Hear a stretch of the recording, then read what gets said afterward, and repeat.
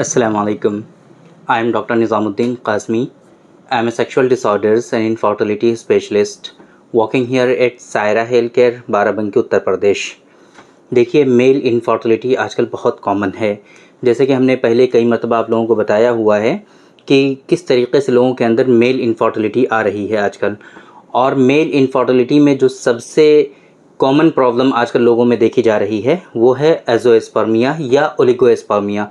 कुछ लोगों में ओलिगोस्पर्मिया बहुत कॉमन है, कुछ लोगों में एज़ोस्पर्मिया कॉमन है। आजकल ये दोनों जो कंप्लेंट्स हैं, चाहे वो ओलिगोस्पर्मिया हो या एज़ोस्पर्मिया हो, ये दोनों बहुत ज़्यादा कॉमन हैं और लोगों के अंदर इस तरह की परेशानियां देखने को पाई जा रही हैं। आजकल लोग ओलिगोस्पर्मिया और एज़ोस्पर्मिया को लेकर के बहुत ज़्यादा परेशान दिखाई देते हैं और उनको सही से इसके बारे में इन्फॉर्मेशन नहीं होती है, जिस वजह से वो लोग उल्टी सीधी जगहों पर भटकते रहते हैं, बहुत ज़्यादा टाइम और पैसे दोनों अपने बर्बाद कर देते हैं, लेकिन पॉजिटिव रिजल्ट्स उन लोगों को नहीं मिल पाते हैं। इस वजह से आज के इस वीडियो में हम आप लोगों को बताने की कोशिश करेंगे कि अगर आपको ओलिगोस्पर्मिया है और या इसी तरीके से आपको एज़ोस्पर्मिया है, तो ऐसी सिचुएशन में आप लोगों को क्या करना चाहिए, किस पैथी में इनका प्रॉपर ट्रीटमेंट है और किस तरीके से इनका इलाज करना चाहिए। तो देखिए, ओलिगोस्पर्मिया एक ऐसी बीमारी है कि जिसमें स्पर्म काउंट आपके नॉर्मल रेंज से कम हो जाते हैं। स्पर्म काउंट जितना होना चाहिए उससे कहीं ना कहीं आपका काउंट कम आते हैं, है ना, ओलिगोस्पर्मिया। या इसी से मिलती जुलती प्रॉब्लम और भी होती हैं, जैसे कि हम कहते हैं एस्थेनोस्पर्मिया। क्या मतलब कि आपके जो स्पर्म की जो मोटिलिटी होती है, जो मोमेंट होती है, हरकत करना जो होता है आपके स्पर्म का, वो कम हो जाता है, वो डिक्रीज़ हो जाता है नॉर्मल लेवल से। तो फिर ऐसी सिचुएशन में स्पर्म को जिस तरीके से ट्रेवल करके सर्विक्स तक पहुंचना होता है वो कहीं ना कहीं डिले होता है और उसकी वजह से फिर इनफर्टिलिटी हो जाती है। आपकी वाइफ जो होती हैं वो कंसीव नहीं हो पाती हैं, फर्टिलाइजेशन वहाँ पर नहीं हो पाता है, जिसके नतीजे में मेल इनफर्टिलिटी होती है।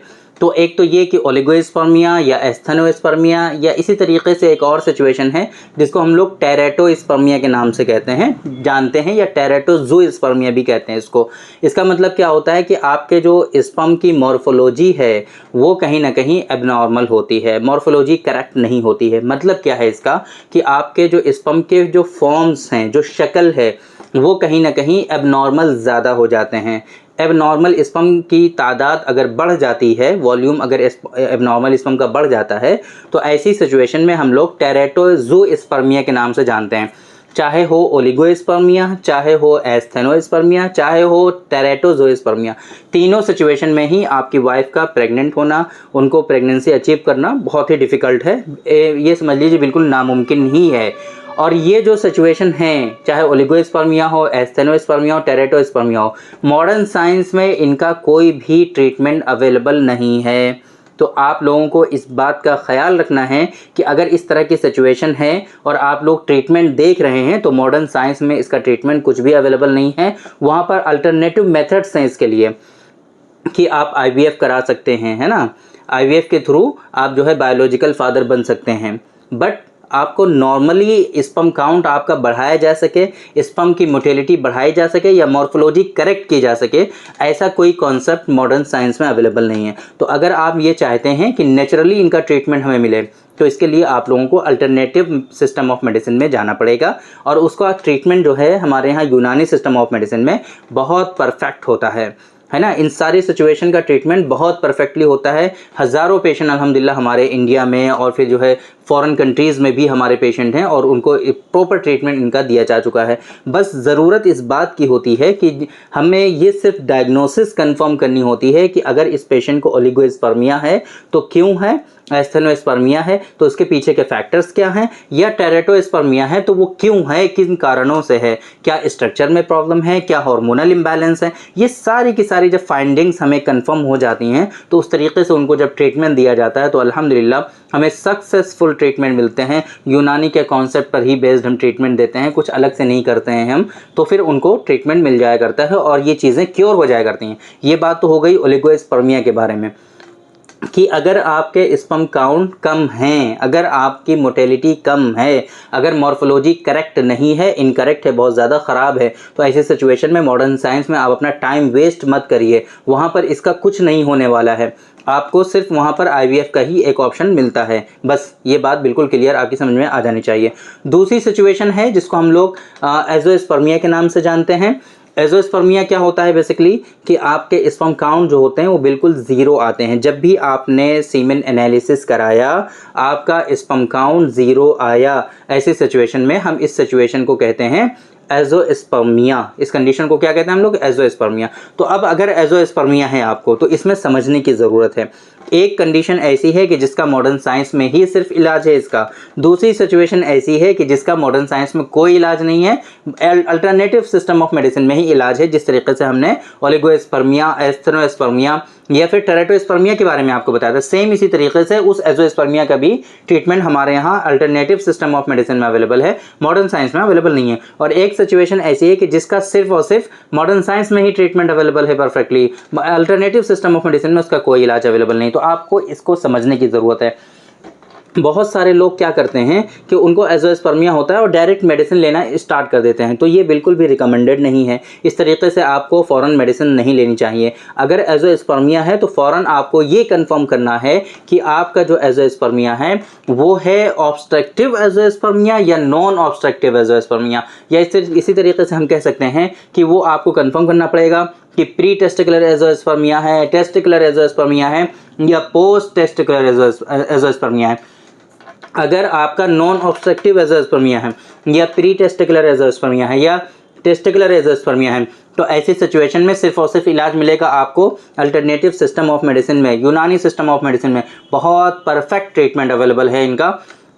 और अल्हम्दुलिल्लाह हमारे यहाँ इस तरह के पेशेंट जिनको मैचुरेशन अरेस्ट तक हो जाता है उनका भी मैचुरेशन रीस्टार्ट होता है हमारे यहाँ अल्हम्दुलिल्लाह। बहुत सारे पेशेंट ऐसे हैं जिनका मैचुरेशन अरेस्ट हो गया था और उनका भी अल्हम्दुलिल्लाह यहाँ पर मैचुरेशन स्टार्ट हो गया, नॉर्मल बेबी भी हुए उनको। तो अगर आपको इस तरह की परेशानी है तो बिल्कुल भी परेशान मत होइए, एक मरतबा ओपिनियन ज़रूर लीजिए। इंशाल्लाह जो परफेक्ट ट्रीटमेंट होगा वो आपको यहाँ पर बताया जाएगा कि किस तरीके से आप इसका ट्रीटमेंट कर सकते हैं। एक बात तो हो गई है कि अगर आपको नॉन ऑब्स्ट्रक्टिव एज़ोस्पर्मिया है या प्री टेस्टिकुलर एज़ोस्पर्मिया है या टेस्टिकुलर एज़ोस्पर्मिया है। दूसरी कंडीशन ऐसी होती है कि जिसको हम लोग कहते हैं ऑब्स्ट्रक्टिव एज़ोस्पर्मिया। ऑब्स्ट्रक्टिव एज़ोस्पर्मिया या हम इसको कहते हैं post testicular azoospermia. Post testicular azoospermia इनके बारे में हमने बहुत मरतबा आप लोगों को बताया हुआ है। हमारी बहुत सारी वीडियोज़ आपको यूट्यूब पर मिल जाएंगी जहाँ पे हमने डिटेल में आप लोगों को बताया हुआ है कि ऑब्स्ट्रक्टिव एज़ोस्पर्मिया क्या होता है, नॉन ऑब्स्ट्रक्टिव एज़ोस्पर्मिया क्या होता है, टेस्टिकुलर एज़ोस्पर्मिया क्या होता है, प्री टेस्टिकुलर एज़ोस्पर्मिया क्या होता है, पोस्ट टेस्टिकुलर एज़ोस्पर्मिया क्या होता है,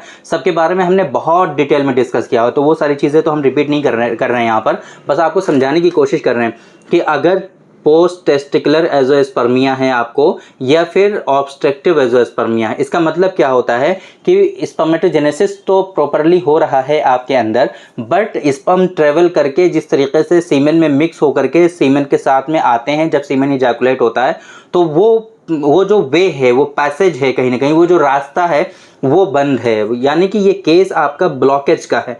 तो अगर अब ऐसी सिचुएशन है कि उसमें ब्लॉकेज हो गया है, आपके जो है पैसेज में कहीं ब्लॉकेज है, तो उसको ऐसे सिचुएशन में मेडिसिन से बहुत ज़्यादा हेल्प नहीं मिलती है। ये पूरी की पूरी सिचुएशन आपकी है सर्जिकल कंडीशन। आपको इसके लिए सर्जरी डिपार्टमेंट में कंसल्ट करना चाहिए और इसको कैसे हम सर्जिकली करेक्ट कर सकते हैं, जो सिचुएशन है वो ब्लॉकेज कहाँ पर है, इसके लिए इन्वेस्टिगेशन कराना पड़ता है, जिसको हम लोग ट्रस के नाम से जानते हैं, ट्रांस रेक्टल अल्ट्रासोनोग्राफी, ट्रस कहते हैं इसको हम लोग। ट्रस करा करके वो ब्लॉकेज कंफर्म किया जाता है। फिर उस ब्लॉकेज को करेक्ट करने के सर्जिकली क्या क्या मेथड्स अवेलेबल हैं, क्या क्या तरीक़ेकार हैं, किस तरीके से हम उसको करेक्ट कर सकते हैं, ये समझ बूझ करके, जानबूझ करके प्रॉपरली फिर आप उसका ट्रीटमेंट करिए, सर्जरी कराइए। तो जो वहाँ पर स्पर्मेटोजेनेसिस हो रहा है, ऑलरेडी स्पर्म बन रहे हैं, तो फिर अब ऑटोमेटिक जब रास्ता क्लियर हो जाएगा तो किसी तरीके की कोई भी मेडिसिन की ज़रूरत नहीं है। ऑटोमेटिक आपके स्पर्म सीमेन में आने लगेंगे। जब आप इजैकुलेट करेंगे सीमेन तो ऑटोमेटिक स्पर्म आपके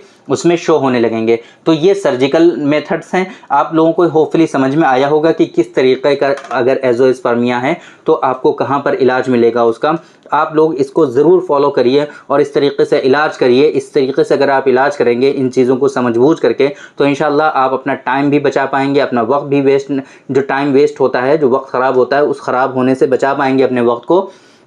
और दूसरी बात, इसमें जो पैसे वेस्ट होते हैं आप लोगों के, आप लोगों को पता नहीं है कि ऑब्स्ट्रक्टिव एज़ोस्पर्मिया है, पोस्ट टेस्टिकुलर एज़ोस्पर्मिया है, और आप किसी हकीम के, किसी वैद्य के मेडिसिन ले रहे हैं, उनके अंडर ट्रीटमेंट हैं आप, और 6-6 महीने, सालों साल आप ट्रीटमेंट ले रहे हैं, पैसे भी वेस्ट कर रहे हैं, आप टाइम भी अपना वेस्ट कर रहे हैं, बट ऑब्स्ट्रक्शन है तो वो मेडिसिन के थ्रू इतना अच्छा कोई ट्रीटमेंट अवेलेबल नहीं है, हमारी नज़र में तो अभी फ़िलहाल नहीं है।